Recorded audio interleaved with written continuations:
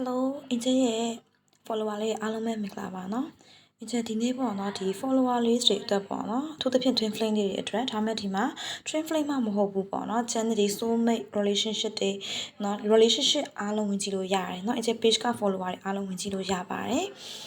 အကုန်လုံးအတွက်အင်ဂျင်ပေါ့နော် collective reading လေးအင်ဂျင်ကြည့်ပေးထားတယ်နော်အဲ့တော့ကိုလည်းရှိနေတဲ့ခံစားချက်တွေလည်းပါတယ်เนาะတစ်ဖက်ကကိုပြောချင်တဲ့စကားလုံးတွေလည်းပါတယ်ပြီးတော့ဒီ connection မှာเนาะကိုကဘာလေးတွေပြင်ဆင်ပြီးတော့နေတင်လဲเนาะအဲ့လိုမျိုးအခြေလေးမျိုးတွေနဲ့ပတ်သက်ပြီးတော့ပြောထားလေးလည်းပါတယ်ပေါ့เนาะဟုတ်ပြီအဲ့တော့ angel အခုလောလောဆယ်မှာပေါ့เนาะ energy check လုပ်ပေးမယ်ဒီ angel ရဲ့ပေါ့เนาะဒီ collective reading လေးတွေကိုလာပြီးတော့ကြည့်ရဲ့ follower လေးတွေကလက်ရှိ current feeling current energy ပေါ့เนาะဒါလေးကို angel အရင်ဆုံးစစ်ပေးမယ်အခုရှိနေတဲ့လက်ရှိ current feeling နဲ့တိုက်ဆိုင်နေသူတွေအားလုံးနော်သူ့ဘက်ကပြောတဲ့စကားတွေနော်သူနဲ့ကိုယ်နဲ့ကြားမှာဘယ်လိုမျိုးပြင်ဆင်ရမလဲဆိုတဲ့စိတ်ပိုင်းဆိုင်ရာအဲ့ဒါတွေကိုဆက်ပြီးတော့ကြည့်သွားလို့ရတယ်ပေါ့နော်အဲ့တော့ဟုတ်ပြီ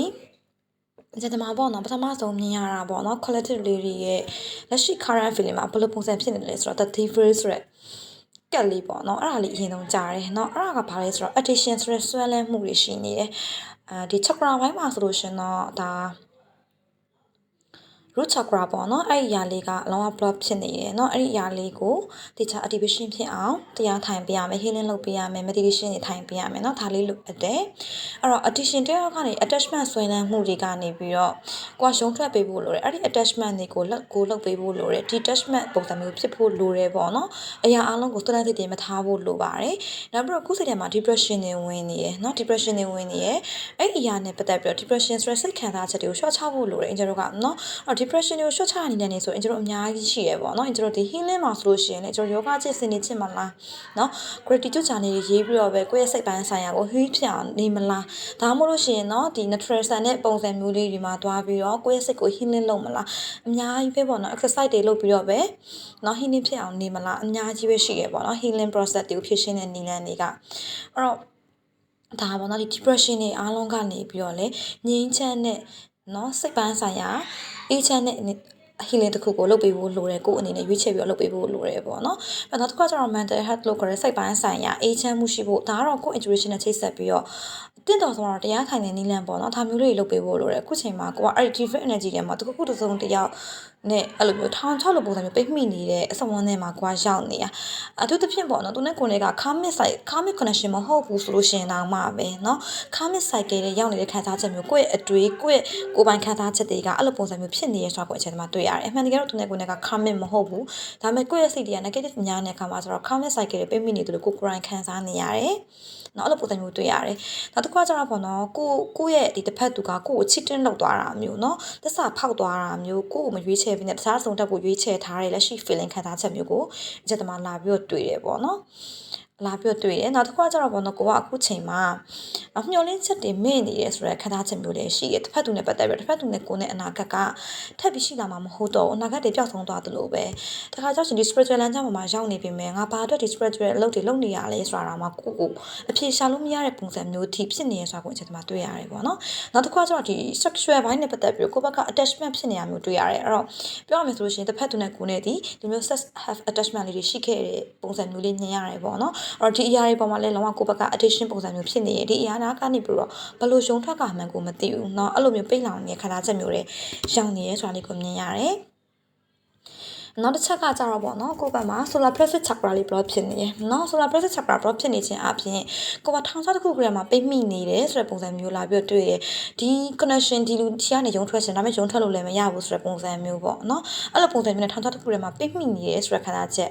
နော်အဲ့လိုမျိုးလေးပုံစံမျိုးအချက်မြင်ရတယ်ကိုယ် restrict လုပ်ထားတဲ့ပုံစံမျိုးပေါ့နော်အဲ့လိုမျိုးလေးကိုအချက်မြင်ရတယ်ပြီးတော့ကိုယ်လည်းအပြစ်တင်နေတာမျိုးတွေရှိရတည်ရမလားငါကိုပေါ့နော်ငါဒီလိုမျိုးမလုပ်ခဲ့တဲ့ဘူးဒီလိုမျိုး connection နဲ့ငါမဝင်ခဲ့တဲ့ဘူးအဲ့လိုမျိုးတွေပေါ့အမှန်တကယ်တော့ကျွန်တော်တို့ဒီကိုအပြစ်တင်ဖို့မလိုအပ်ဘူးပေါ့နော်ကျွန်တော်တို့ဒီအတိတ်ကအရာတွေပေါ်မှာသင်ခန်းစာယူပြီးတော့အနာဂတ်မှာဘယ်လိုကောင်းမွန်အောင်ဆက်ပြီးသွားမလဲဆိုတော့ဒီခက်သားချက်ကိုပဲကျွန်တော်တို့ကယူရမှာပေါ့နော်အတိတ်ကအရာတွေပြန်ပြီးအပြစ်တင်လို့ရှိရင်ကျွန်တော်တို့ကဘာမှထူးခြားတဲ့အရာတွေဖြစ်မလားအကျိုးရှိတဲ့ရလဒ်တွေဖြစ်မလားစေဘူးเนาะအဲ့ဒါကြောင့် healing လုပ်ပါ healing နဲ့မှာ7 chakra meditation တွေထိုင်ပေးပါဒါကိုယ့်အတွက်အကောင်းဆုံးပေါ့နော်အခုချိန်မှာအကောင်းဆုံးစိတ်ကိုကုစားတဲ့နည်းလမ်းလေးဖြစ်လိမ့်မယ်လို့ကျွန်တော်တို့ဒီမှာမြင်နေပေါ့နော်နောက်ကကျတော့ anxiety တွေများနေတဲ့အရာတွေเนาะအဲ့ဒီအရာတွေကနေ short ချပေးပါเนาะတကယ်ချင်းနေတဲ့စကားပြောတာမျိုးမိသားစုဝင်နေနဲ့ပြန်ပြီးတော့ နော်မိသားစုဝင်နေနဲ့အဲ့လိုမျိုးအပျော်ခီးထွက်တဲ့ပုံစံမျိုးလေးတွေပဲဖြစ်ဖြစ်မိသားစုကိုနှွေးထွေးတဲ့ညတာမျိုးပြန်ပေးတာမျိုးဖြစ်ဖြစ်လုပ်လို့ရပါတယ်နော်အဲ့လိုပုံစံမျိုးလေးတွေနဲ့သွားပေးပါခုနကတော့မျှော်လင့်ချက်မဲ့နေဆိုခဏချက်မျိုးကြီးနဲ့မနေပါနဲ့တဲ့နော်ဘာဖြစ်လို့လဲဆိုတော့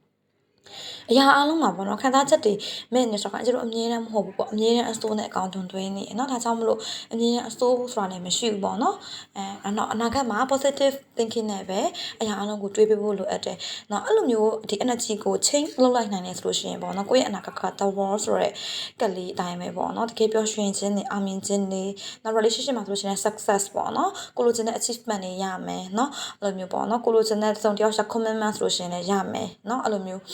ကိုယ့်ရဲ့ဆန္ဒတွေ fulfill ဖြစ်သွားမယ်เนาะကိုတယောက်ထင်းနဲ့ပြည့်စုံလုံလောက်တယ်လို့ခံစားရတဲ့ခံစားချက်မျိုးတွေနဲ့ကိုယ်စိတ်ကိုပေါ့နော် self love အပြည့်နဲ့ကွာနေနိုင်မယ်ပေါ့နော်အဲ့လိုပုံစံမျိုးလေးအချက်မှာတွေ့ရအဲ့တော့အချက်ကိုဖတ်ပေးခဲ့တာကကိုယ့်ရဲ့လက်ရှိ current feeling ဖြစ်တယ်เนาะအဲ့တော့ကိုယ့်ရဲ့တစ်ဖက်သူနဲ့ပတ်သက်ပြီးတော့ကိုယ်ပြောချင်တဲ့စကားလေးကိုအချက်ကိုထပ်ပြီးပြောပေးမယ်ပေါ့နော်အဲ့တော့အခုချိန်မှာကိုယ့်ရဲ့တစ်ဖက်သူကကိုယ့်ကိုဘယ်လိုပုံစံမျိုးလဲစိတ်ထဲမှာထားနေလဲဆိုတော့ပေါ့နော်။သူကကိုယ့်ကိုခုနကပြောသွားတယ်ချစ်တဲ့လောက်တဲ့ energy မျိုးရှိနေတယ်ဆိုတော့အခုချိန်မှာသူကတစုံတစ်ယောက်နဲ့ပျော်နေတာမျိုးလဲသူဖြစ်ချင်းဖြစ်မယ်ဒါပေမဲ့အဲ့ဒီပျော်နေတဲ့ခံစားချက်ကကိုယ့်ဘက်ကကျင်တာသူတကယ်ပျော်နေတယ်လို့ခံစားရပေမဲ့ထင်ရပေမဲ့ပေါ့နော်။သူ့ဘက်မှာတကယ်ပျော်မနေဘူး။နော်ဒါကသူ့ရဲ့ဒီခံစားချက်တွေကိုထွက်ပေါက်အနေနဲ့ပဲသူဒီ temporary situation နဲ့မှာသူပျော်အောင်နေနေတာမျိုးတွေစွတ်အတင်းပျော်အောင်နေနေတာမျိုးတွေပေါ့နော်။အဲ့လိုပုံစံမျိုးတွေရှိတယ်။သူ့ကိုယ်သူကုစားရဲဆိုပေမဲ့အဲ့ဒါဒီကုစားမှုနီလန်မမှန်ဘူးပေါ့နော်။မှန်မဲနဲ့သူတကယ်မချစ်မနစ်တဲ့သူရှိမှသွားပြီးတော့သူသွားပြီးချစ်ဟန်ဆောင်နေတဲ့ပုံစံမျိုးပေါ့နော်တထုံတယောက်ရှိမှအဲ့လိုမျိုး energy မျိုးလေးကိုအရင်မြင်ရတယ်အဲ့တော့သူပြောချင်တာကသူကကိုနာကိုရောက်လာလို့ရှိရင်ကိုသူက toxic ဖြစ်စေရလို့သူကိုသူထင်တယ်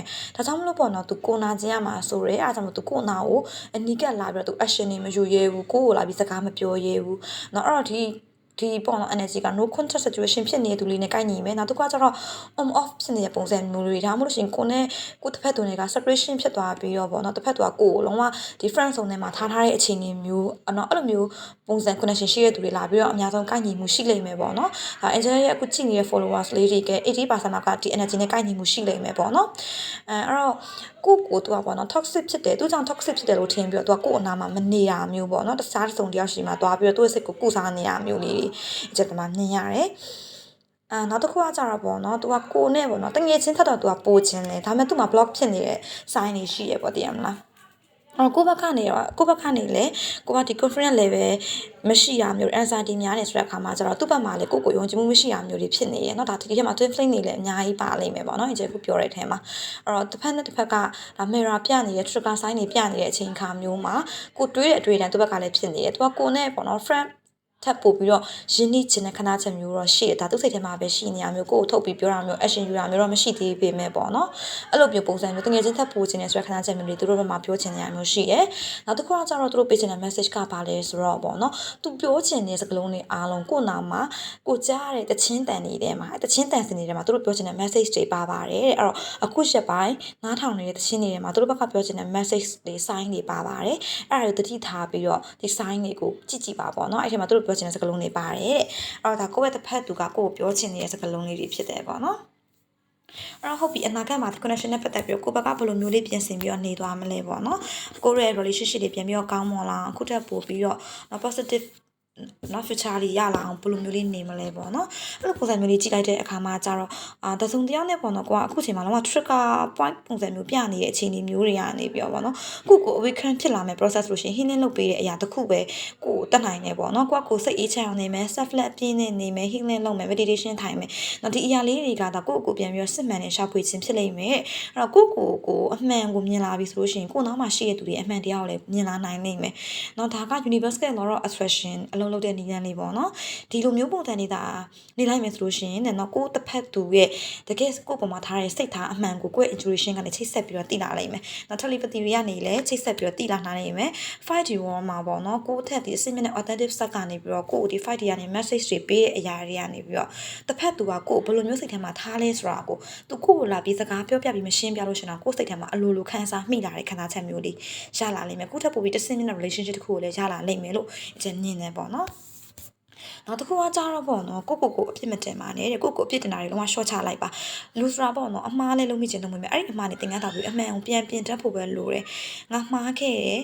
နော်ငါအရင်ကဒီလိုမျိုးမလုပ်ခဲ့ရင်ကောင်းမယ်ဒီလိုမတွေးခဲ့ရင်ကောင်းမယ်ဆိုတဲ့အရာတွေလုံးဝလောက်ကိုလှုပ်ထားလိုက်ပါ positive change နဲ့ပဲဘဝကိုရှင်သန်မှာနော်အဲ့ဒီမှာကိုယ့်တက်ပျော်ရှင်စရာကောင်းတဲ့နီးလန်းတွေအများကြီးပဲရှိလာလိမ့်မယ်ဆိုတာမျိုးလေးကိုပြောရဲဒါကိုယ့်ဘက်ကနေပြီးတော့ပြင်ဆင်ပြီးတော့ပြောင်းလဲပြီးတွေးပြရမယ်စိတ်ပိုင်းဆိုင်ရာလေးပေါ့နော်နောက်တစ်ခုကကျတော့ဒီကိုယ့်ရဲ့ relationship မှာပေါ့နော် respect ထားပေးပါတစ်ဖက်သူ respect ထားပေးပါလို့ပြောရဲအဲ့တော့ကိုယ့်ကို respect ထားရရင်ကိုယ့်ချစ်တဲ့သူ respect ထားမိသွားလိမ့်မယ်ပေါ့နော်ကျွန်တော်ကဒါကြောင့်မလို့ကိုယ့်ကိုချစ်ဖို့အရင်လိုအပ်တယ်လို့ပြောတာအဲ့တော့ကိုယ့်ကိုမလေးစားလို့ရှင်ကိုယ်နောက်မှရှိတဲ့သူမလေးစားတတ်ဘူးဥပမာထားရပါတော့တစ်ဖက်သူကကိုယ်ချစ်တင်လောက်သွားတယ်သစ္စာဖောက်တာဆိုပုံစံမျိုးပဲထားလိုက်ပါတော့နော်သူကတစ်ဖက်သူရှိနေတယ်နော်ဒါပေမဲ့အဲ့ဒီတစ်ဖက်သူရှူသူသွားတယ်သူ့ဘက်ကအကြောင်းရင်းနေရှိတယ်လေကိုသားမသိတာကိုနာကျင်မှာဆိုတော့သွားတာမျိုးလည်းရှိတယ်လို့သူတို့ရဲ့စိတ်ပိုင်းဆိုင်ရာကိုကုစားခြင်းတဲ့ပုံစံနဲ့သူတို့သွားတာမျိုးလည်းရှိတယ်ဒါပေမဲ့သူတို့ရှာနေတဲ့အဖြစ်ကသူတို့အတွက်ကိုက်ညီမှုရှိမရှိသူတို့ကိုယ်တိုင်တော့မသိသေးဘူးအချိန်ကလာတစ်ခုပေးပြီးတော့မှသူတို့ဖြစ်ရှင်တဲ့နီလန်းကမှားတယ်မှန်တယ်ဆိုတော့သူတို့သိလာမှာနော်အဲ့တော့သူတို့အတွက်အချိန်တစ်ခုပေးဖို့လိုတယ်ဒါကြောင့်မလို့သူတို့ရဲ့ဆုံးဖြတ်ချက်ပေါ်မှာလေကိုက respect ထားပေးဖို့လိုတယ်အခုသူတို့လက်ရှိနေတဲ့ third party တွေကိုလည်းကိုယ့်ဘက်ကနေပြီးတော့ respect ထားပေးဖို့လိုတယ်ပေါ့နော်အဲ့ဒါအေးချက်ချက်နဲ့ကို set flat တွေဟင်းလေးတွေလုံနေနေသူတို့ကိုနားလည်ပေးတဲ့ခံစားချက်မျိုးပေါ့နော်အဲ့လိုမျိုးခံစားချက်မျိုးထားပြီးတော့ကိုယ့်ရဲ့စိတ်ပိုင်းဆိုင်ရာတွေဖြစ်ရှင်းဖို့လိုပါတယ်နော်ခုနကပြောခဲ့တဲ့အရာတွေဒါလုံနိုင်မယ်ဆိုလို့ရှိရင်ဒီ relationship လေးကလုံးဝကောင်းမွန်တဲ့ relationship ဘက်ကိုကူးပြောင်းပြီးတော့ရရှိလိမ့်မယ်လို့အချက်တမှာမြင်နေပေါ့နော်ဟုတ်ပြီအဲ့တော့အချက်ခုပြောခဲ့တဲ့အရာလေးကပေါ့နော်ဒါ collective reading လေးဖြစ်ပါတယ်ဒီ reading ကိုလာကြည့်ရတဲ့သူတွေကအချက်ဒီထဲမှာပြောသွားပေးတဲ့ guidance လေးတွေအတိုင်းနေပေးမယ်ဆိုလို့ရှိရင်ကိုယ့်ရဲ့ relationship လေးဒီလုံးဝအနာဂတ်မှာ positive change ဘက်ကိုရောက်သွားမယ်လို့အချက်ယုံကြည်ရပေါ့နော်ဟုတ်ကဲ့ပါအဲ့တော့ဒီလိုမျိုးဒီ reading နဲ့ပတ်သက်ပြီးတော့ပေါ့နော်သိချင်တဲ့ personal reading ပေါ့နော်ဒါတော့အရင်က general reading လေးဖတ်ပေးပါတာဖြစ်တယ် personal reading မေးချင်တဲ့သူတို့ရှင်အချက်ရှိမှာအမီရဲ့မွေးနေ့ရဲ့နေ့နံလေးရဲ့လာပြီးတော့ပေးပြီးတော့အချက်ရှိမှာ personal reading နဲ့လာပြီးတော့ယူလို့ရပါတယ်ဟုတ်ကဲ့အားလုံးကိုကျေးဇူးအများကြီးတင်ပါတယ်နော်